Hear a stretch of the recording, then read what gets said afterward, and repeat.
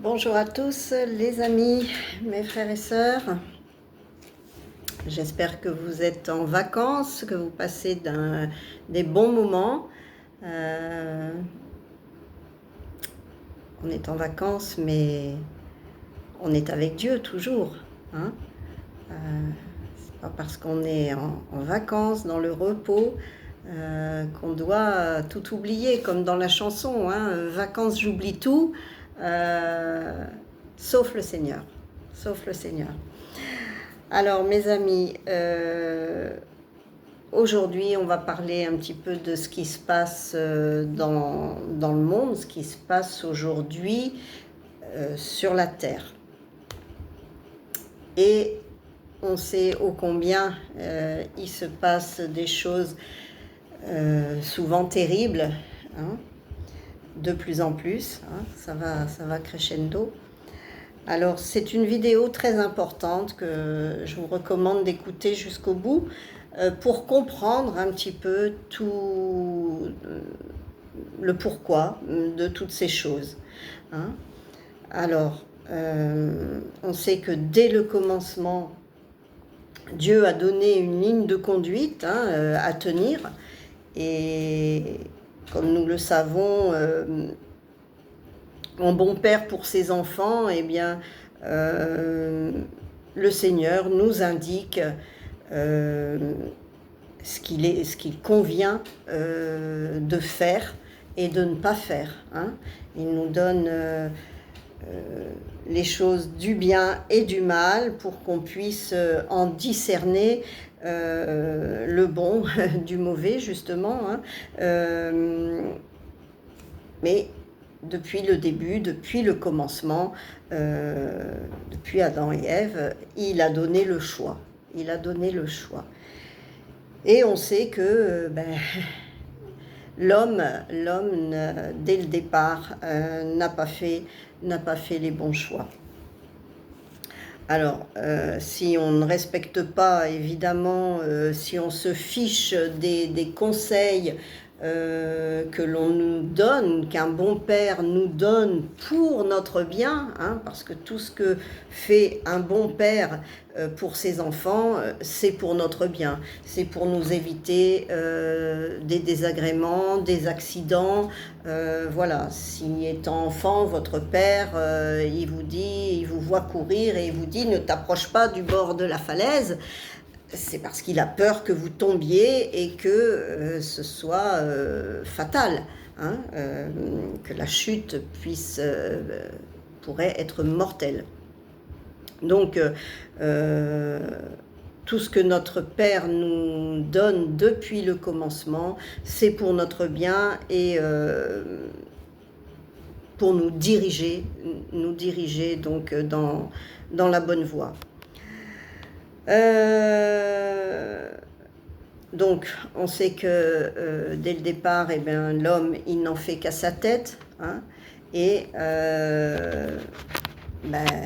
le nerf de la guerre, si je puis employer cette expression, c'est la désobéissance. Hein. Le premier péché, ça a été de désobéir au Père. Et là, depuis la chute, hein, les choses vont de mal en pis. Hein, c'est une emprise avec le mal, en fait, hein, depuis lors. Donc, l'homme qui veut toujours régler tout seul, eh bien, en fait, il s'enfonce. Et parce que celui qui a la vérité, qui a le bon chemin et qui ne se trompe jamais, c'est bien notre Père Céleste, hein, qui a fait toutes choses bonnes. Hein. D'ailleurs, quand il a terminé sa création, le Seigneur a dit que tout était bon. Hein. On voit ça dans la Genèse, déjà dès le commencement. C'était dans Genèse, je ne sais plus. Voilà. dans Genèse au chapitre 1, hein, dès le commencement, Dieu vit tout ce qu'il avait fait et cela était très bon. Hein, voilà. Donc, certes, on n'est plus à l'époque des, des Cro-Magnons, de l'homme à l'âge de pierre, etc. Mais on voit bien que le progrès n'a pas que du bon. Hein, et on va le voir, et on le constate hein, tous les jours, hein, avec les... donc pour ce qui nous concerne aujourd'hui, ce qui nous intéresse aujourd'hui, on va parler de tous ces catastrophes, ces effets climatiques, ces tsunamis, ces inondations, ces tempêtes de grêle en plein été, voilà, toutes ces choses. Alors, si on s'en remet aux journaux télévisés, aux journalistes, eh bien, tout est la cause de la pollution. Hein. On remet tout sur le dos de la pollution. Sauf que tous ces informateurs, tous ces médias ne s'attaquent pas aux principes de base. Hein. Ils ne s'attaquent pas aux principes de base, au respect des fondements créés par Dieu. C'est ça la base. Hein. Donc, juste, j'ai relevé quelques chiffres qui concernent la chaleur harassante des étés au fil des années. Rassurez-vous, je ne vais pas jouer les météorologues et c'est pas le but, mais c'est juste pour avoir un petit aperçu de cette chaleur, hein, puisqu'on parle du réchauffement climatique. On peut voir, on va voir, moi j'ai recherché et en fait, c'est pas qu'en ce moment qu'on a des étés très chauds ou des périodes caniculaires, etc. Ça existe depuis déjà des années et des années. Hein. J'ai relevé d'ailleurs que il a été enregistré en 1913, en juillet 1913, une température de l'air de 56 degrés, 7 dans l'est de la Californie. 56 degrés 7, hein, en plein mois de juillet. Donc nous, quand on a 30, 35, on n'en peut plus, on se plaint. Mais voilà, donc c'est pas d'aujourd'hui, hein, c'est pas d'aujourd'hui, 1913. Après en France, pour la France, en 2019, il y a eu aussi un plan canicule hein, dans l'Hérault, dans le sud de la France, à Vérargues, et où la température est montée à 46 degrés. Vous voyez ? Donc c'est pas de maintenant que les températures, les étés sont chauds et que la température est élevée. En 47, en France, entre la fin juillet et début août, à Paris, le record a été de 40 degrés 4. Hein. Et depuis 1947, il y a eu août 2003, où il y a eu aussi la canicule. Hein. Et avant ça, même, j'ai relevé qu'en 1911, il y avait eu une canicule, c'est la canicule la plus meurtrière de toutes. Hein. Alors, bon, voilà. Aujourd'hui, donc, bien sûr, on nous dit... c'est la pollution, les causes, les gaz à effet de serre, hein, cette énergie solaire qui entre dans l'atmosphère et qui ne peut pas s'en échapper en fait, hein, et c'est ce qui... d'où le réchauffement climatique en fait, hein, parce que cette énergie ne peut pas s'échapper, hein, c'est enfermé, c'est emprisonné, hein, et donc tout cela, on le sait, de plus en plus d'abattage d'arbres, hein, dans les forêts, on abat de plus en plus de forêts, il y a les moyens de transport bien sûr, toute l'activité humaine, hein, les usines, etc., les émissions de dioxyde de carbone, les engrais aussi. Voilà, donc je ne vais pas en débattre davantage sur toutes ces choses, hein, parce qu'il y a maintes et maintes choses qui font que eh bien, l'homme détruit la terre, en fait, hein. L'homme détruit la terre. C'est pas la faute de Dieu, c'est pas la faute de Dieu, parce que Dieu, au départ, il a donné une ligne de conduite, hein, en ce qui était bon de faire et mauvais. Donc, ce que je voulais dire, c'est que le Seigneur nous a prévenus déjà depuis longtemps, déjà, depuis la bouche de son prophète, du prophète Isaïe.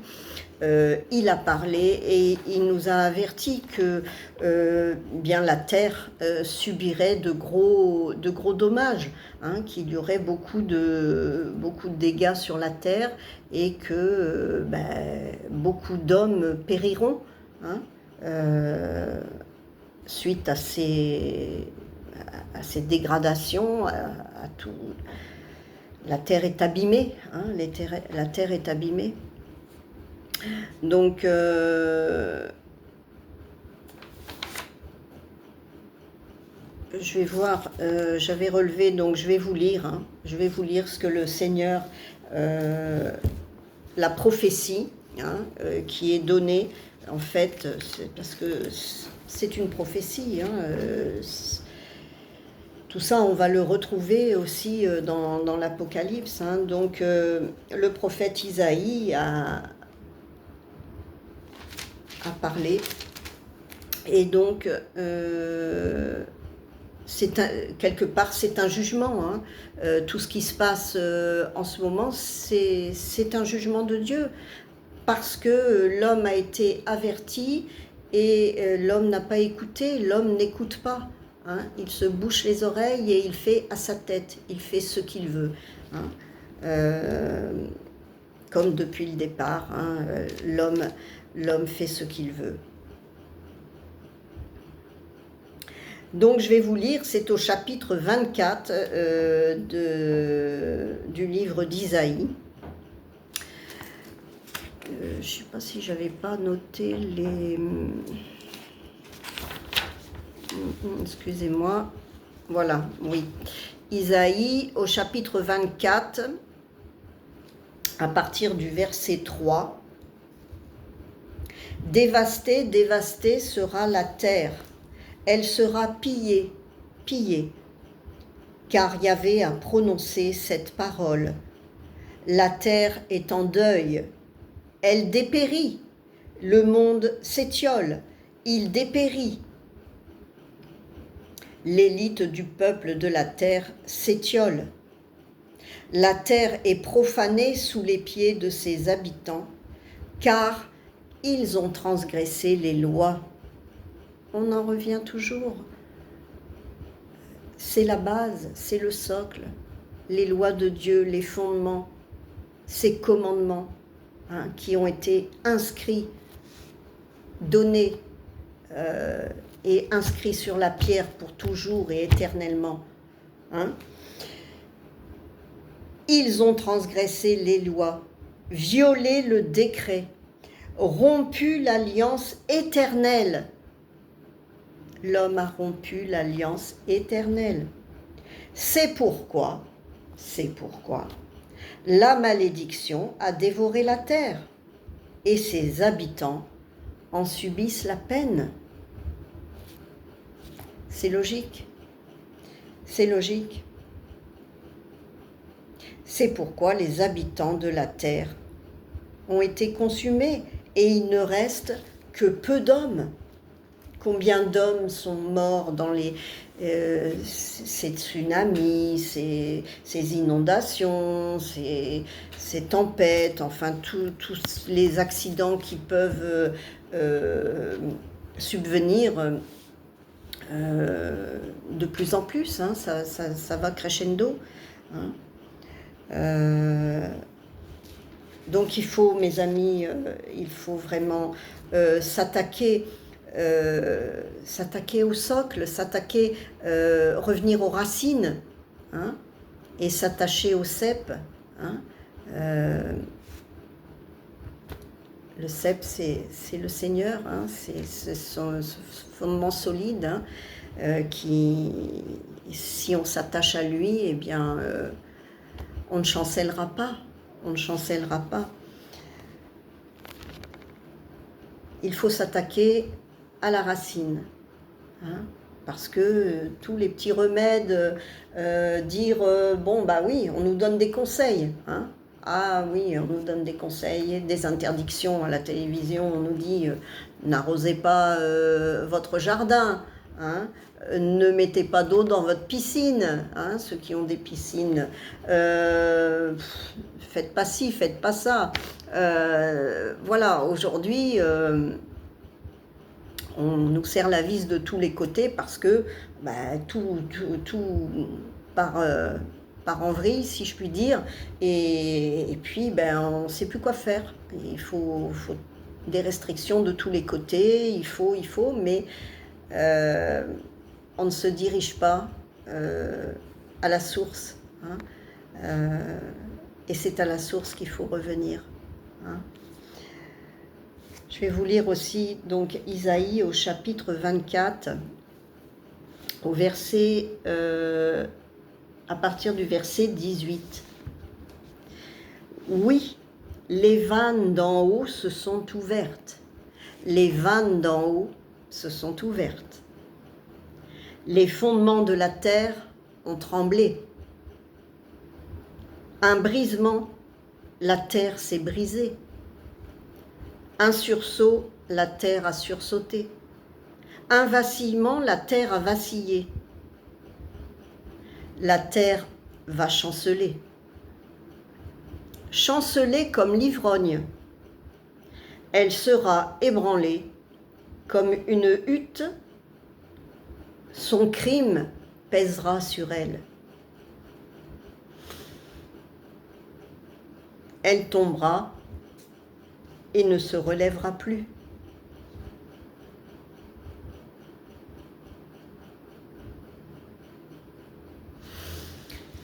Voilà, mes amis, il faut réfléchir, il faut se pencher sur la parole de Dieu, revenir à la source, à ses fondements, hein, car tout était bon, tout ce que le Seigneur a créé était bon. Donc il faut revenir à la sainte doctrine, ses fondements, conduits par Jésus-Christ, et qui est notre Seigneur et notre Sauveur. Hein. L'homme ne se sauvera pas par lui-même. L'homme ne se sauvera pas par lui-même. Donc, obéir à la parole de Dieu. Hein. Si vous aimez le Seigneur, il faut obéir à sa parole. Parce que lui, il vous aime, il veut votre bien. Et si on s'attache à lui, eh bien, on sera gardé. Hein. Peu importe ce qui va arriver, et ce qui va arriver, parce que de toute façon, il faut que les choses arrivent. Hein. Il va y avoir de la souffrance, beaucoup de souffrance, on le sait.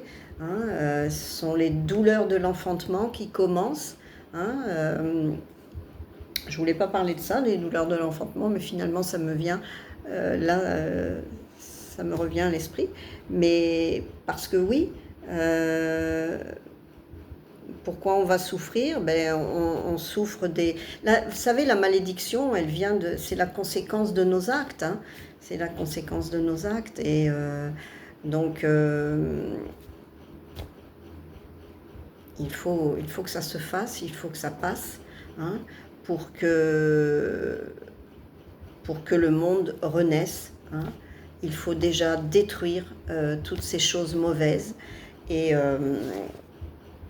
pour pouvoir retrouver un monde parfait, hein, comme le Seigneur l'avait créé, hein, cette terre bonne, comme le Seigneur disait. Oui, alors on va souffrir, ça fait souffrir les douleurs de l'enfantement. On compare ça aux douleurs de l'enfantement parce que c'est vrai que quand on veut mettre un nouveau-né au monde, eh bien la femme souffre, hein, elle a des douleurs, elle a des contractions et elle souffre. Mais il faut se réjouir parce que quand l'enfant est né, on a souffert, hein, pendant l'accouchement, mais quand l'enfant est né, à la seconde où il est né, on n'a plus de douleur et on rit, hein, c'est la joie, c'est le bonheur. Et donc, voilà. En attendant, il faut se mettre en règle face au Seigneur, il faut changer notre cœur, hein, et avoir un cœur pour Dieu. Et les choses seront moins douloureuses, hein, parce que le Seigneur, quand il est avec nous, tout se passe de façon qu'on puisse les supporter correctement, hein, sans périr, tout simplement. Voilà mes amis, alors réfléchissez et puis réagissez et tournez-vous à la source. Soyez bénis, à bientôt.